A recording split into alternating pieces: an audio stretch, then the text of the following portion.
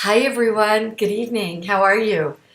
Wow, good to see you. There goes Gene into his office. You just saw him pass. I am here. Yeah, Smart Start. We're going to talk about Roger Brown tonight. How is everybody? Hi, Charles. Hi, Arlene. Good to see you. Hoping my mother will show up and all of our regulars and seeing you all. Okay, so you guys, we're headed into 4th of July weekend. On any given day, the fact that I know what day it is a miracle, right? But it is the end of June. I just remember like the end of when we hit Memorial Day, and I thought, okay, by 4th of July, you know what? We'll be out and about again and going to the Met, maybe. That's my idea of a 4th of July, going to the Met, not going to the beach. But anyway, here we are. Let's see who else is with us. Yeah, Stuart Shapiro. Hi, how are you? Thank you for joining. This is Smart Start. Start our day, end our day, somewhere in the middle of the day. Take a look at some art and just kind of revive yourself. So the funny thing, and that's Lucian, right? Lucian, Stuart Shapiro, is that Lucian? Yeah? So, my friends, let's just say you're in the middle of your day and you happen to be on a website where you are frustrated and have to figure it all out. You could take a break and look at art and come back to it. Roger Brown. What made me think of Roger Brown today? Two things. One, you all know that I teach, it's Lucian. I have a class that I teach. I have a lot of classes that I teach. And in one of my classes, my Looking is Learning class, Cultivating Cultures, I work with the students in the last 4 weeks. My young students, you guys, these kids are 10 years old. Yeah, yes, that's right, Arlene. These kids are very young. We have been learning art history from Vasari. And my one artist, Lucian, my one young student, I asked him, I'm not an arts application teacher because I don't know how to draw myself, but I do know how to free up an artist. I also do a workshop for artists. I do know how to kind of free up an artist. I know how to work with kids and getting them, and I hope people, to their most optimum performance level. And so I asked Lucian to make a 4th of July card for our class, which our class is tomorrow. I want you to look at this, my friends. This is why, because of Lucian, who's 10, right, Lucian? 9, 10? I thought of Robert Brown. Look at that card he made. Isn't that beautiful? Just beautiful. Just did such an amazing job on that. Yeah. And that got me thinking of Roger Brown's work. I don't know, something about the perspective and everything. I particularly love this piece, Rising Above It All, 1978. So I'm going to read you a little bit about Brown. Brown's an interesting artist. One of the galleries that I work closely with, DC Moore, I talk about them a lot. They have had a lot of shows for Brown. I don't think they run his estate. They may. Maybe they do. But they've certainly had wonderful exhibits. And a lot of the work I got off of their site. So I wanted to read you a little bit about what DC Moore has to say about Roger Brown. Roger Brown, 1941 to 1997, was a leading member of the Chicago Imagist group who created bold canvases and structural objects that explore America in the post-war era. His work is personal, provocative, and political, often commentary on current events and contemporary attitudes delivered with a strong dose of irony and a wry sense of humor. I love that wry sense of humor, and you'll see it. He celebrated the vernacular, mining popular culture for its truths and contradictions, and focused on a range of themes from urban isolation, alienation, natural disasters, human tragedy, and weather patterns, which I really find fascinating, right? Because we looked at, who was it we looked at recently where we really saw weather patterns? I know, Charles Birchfield. Lucian could answer that for us. Look at this, you guys. I love this. Also, DC Moore posted this today on their Instagram feed. So I had seen Lucian's 4th of July card, and Instagram from DC Moore, so it was a good day. And I saw this piece. I find this piece remarkable, absolutely remarkable. It's just so beautiful. Yeah. Which one is that, Arlene? You're saying rising above it all, right? Yeah. Look at this American sycamore. It just is. You know what? It's one of those that you can't stop looking at. And what's interesting about it is his early life. A lot of his early work is taken from, not early, but his work, because this isn't early, is he finds references in not only pop art, but comic strips and such. You kind of see that, yeah, and those leaves and such. He was born in 1941 and raised in Hamilton, Alabama. His interest in art emerged at an early age, and his parents encouraged his talents. Good parents. Growing up, he developed a deep appreciation of the material culture of the South, especially folk art and the handmade functional objects. Interesting, because you could see some folk art here. Do you see some patterning, some almost quilting? Yeah. In his adolescence and teen years, he's also influenced by the aesthetic of comic strips, theater architecture and interiors, and streamlined Art Deco and machine age design. His religious upbringing is in the independent fundamentalist Church of Christ. It was formative and lasting. Wow, I didn't know that. After graduating from high school in 1960, he attended David Lipscomb College in Nashville, a school associated with the Church of Christ, and briefly pursued the idea of becoming a preacher. He decided to study art instead, and he moved to Chicago in 1962. I could feel that preacher in him from his art. It kind of emanates like in this sound, right? He's pulling you towards it. Where he was drawn to a wide range of architectural periods and genres, particularly surrealism, early Renaissance painting, yeah, non-Western art, and American artists Hopper, Grant Wood, and Georgia O'Keeffe. He also frequented the popular Maxwell Street Flea Market, antique and gift shops, amusement parks, and other places that appealed to his visual and cultural sensibilities. His already well-established collecting activities expanded rapidly as he amassed a variety of art and objects that functioned as source material for his work. Love that. Love that. So let's move on and let's look at another. Look at this piece, you guys. Look at this piece, friends. And this is called Home on the Range, where seldom is heard a discouraging word and the skies are not cloudy. I think we know about that one. Yeah. Definitely folk art in that tree, Arlene. Yep, I see it. Definitely. It's fantastic, right? Great piece. I really, honestly wish that of course, I'd always want to own everything, but there are pieces that really call to you and you're like, oh God, I wish I had that piece. That's one of them. Sorry, am I moving my screen all over for you guys? Sorry. Okay. I love this piece.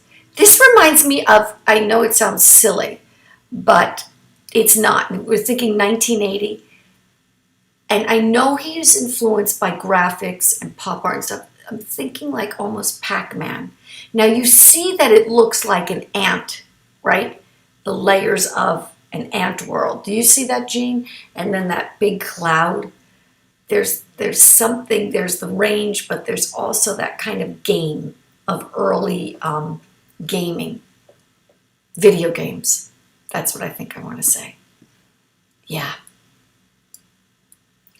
Guys, I desperately need to get to a museum. I know I do smart start. I know I bring art. I know I look at art. I so miss what it feels like to be in front of a painting and feel that. Like I'm transformed in a museum. I'm the best of who I am when I'm in a museum. When I'm in a museum with kids working, I'm really the best of who I am. But it's just like I become the best of who I am in that space. And It's so hard right now. And I know I'm not, for everybody that's stuck inside and they're alone, or, you can't live your life, you can't go out. We're all missing something profound, right? It's really hard. It's really hard. So I don't want you to, I really feel for everybody. I feel for, my mother-in-law who is in an assisted living situation, and we can't visit her, and no one in the family can visit her. Patty, Byron, oh my God, how are you? I've missed you so much. Thank you for joining us. Yeah, nothing beats the real thing. I know I try to do this here and give this to everybody, but even for myself, I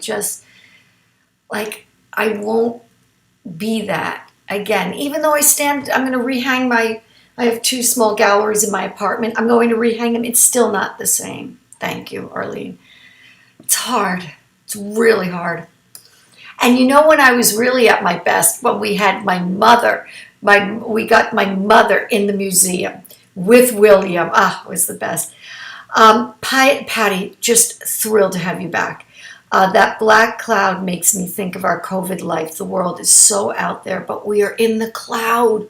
So true. We are in that cloud, and we're going like this, right? Every day. Every day, we're just kind of going in the same way. Very hard. He's one artist that I would love to know right now. What would he be saying about this time that we're living in, right? Look at Moon and Sumac, 1981. Gorgeous piece. Moon and Sumac. I also quite love these branches or whatever they are that are coming in from the side. I think they're really, really great. I want to read you a little bit more about him. Let's see. In the late 1960s, Brown participated in a series of now legendary exhibitions, best remembered by the name of one of them, the Harry Who. Oh my God. The artists who were involved became known as Chicago Imagists, a loosely related group of like-minded painters and sculptors who pursued various means of personal expression to transform visual imagery from the variety of media, generally using pop and vernacular culture at their point of departure. During this time, he discovered the work of self-taught artists such as Aldo Piacenza, William Dawson, and Lee Goody. Combined with their earlier involvement with traditional folk art, this interest developed into a serious exploration of art from beyond the mainstream that continued throughout his life. It's interesting. I know that Roberta Smith just wrote about a quilter, and I'm going to cover it probably tomorrow. And, I think for my way of thinking, for a long time, everything was the core art history, right? What do we want to call that? Art history as the center of everything. Who's in art history? How are we looking to that? Yeah, aren't these great? You like these, right, Lucian? Good. The vernacular, right? Well, not the vernacular, but the art historical. And then from Gee's Bend, Alabama, when the quilts of the women came out and such, good critics like Richard Kalina, stuff for Art in America, Art News, whatever, would wax poetic about the women of Gee's Bend, Alabama, but would not put them in as American art. Would not. Just would not. Nope. They're self-taught or whatever. And I think that we are at a place of reckoning now in the art world. And I'm getting my comeuppance, and I deserve it. I'm absolutely listening, and I absolutely am changing my opinions about all this, because I do believe if we're really going to open up the notion of American art, then if we do not look at folk art, and if we do not agree that folk art is so important, it's as important as fine art, historically important, all of that, then we are missing something huge, because so many artists have been influenced by folk art. And it is the it's American art, right? It's really important. So I'm looking forward to seeing these categories start to change. And I'm one of those people that I'm guilty. I'll be the first to say it. I'm guilty. There are a lot of artists that I wouldn't look at times because I felt they weren't traditionally trained, or understood art history or whatever. And when you're in a gallery setting, trust me, it's more of a function of when people are coming in, artists are coming in every day and you're looking at their portfolios and such. It's really hard. You have to weed out people in a certain, it's hard. But when we're really casting a wider net and looking at history, we have to look at quilting, because then we're not looking at enough women's, I don't even want to say women's work, fiber art, folk art, quilt, all of that needs to be considered, because clearly these artists who are so important to American art history, like Roger Brown and such, we're looking at it. I think I'm saying that right. Yeah. Oh, thank you, Lucian. Oh, thank you, Patty. I'm glad you're saying. I feel like I stumble all over my words. I love this piece. Do I have the name of it here? Oh yeah, here it is. Taking a Beating, right? Chicago, Taking a Beating.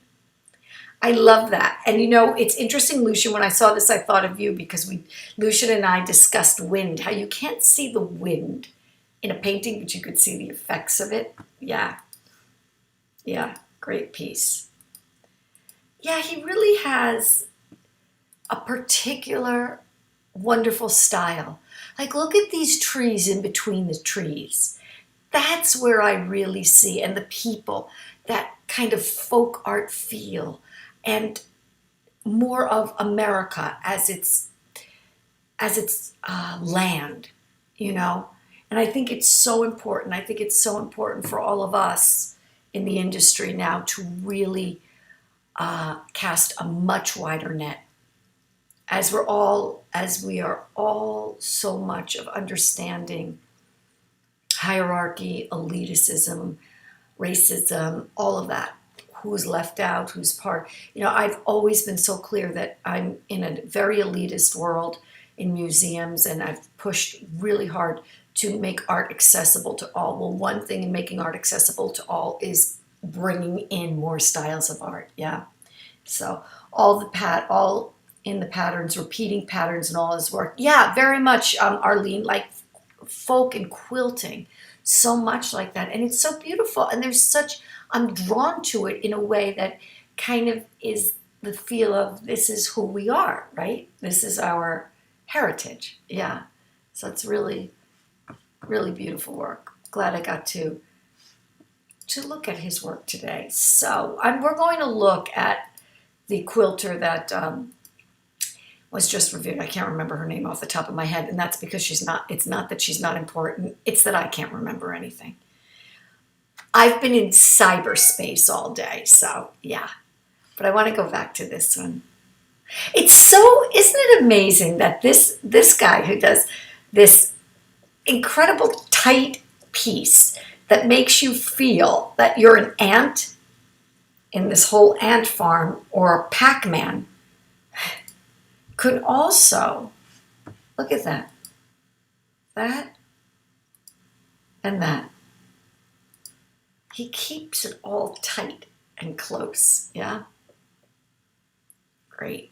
So, Patty, great to have you here again.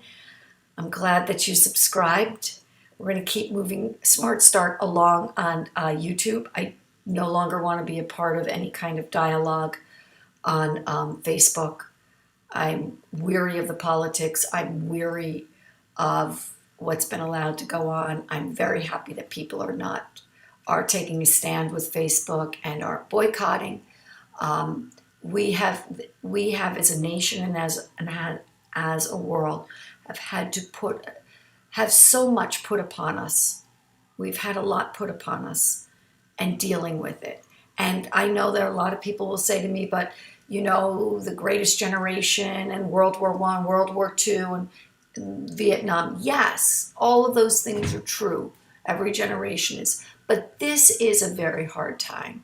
This is a very hard time, and I can no longer be a part of this time in terms of just constantly listening to rhetoric. So I'm really happy that we're doing Smart Start here. And we'll grow the audience. We had a huge audience at Facebook.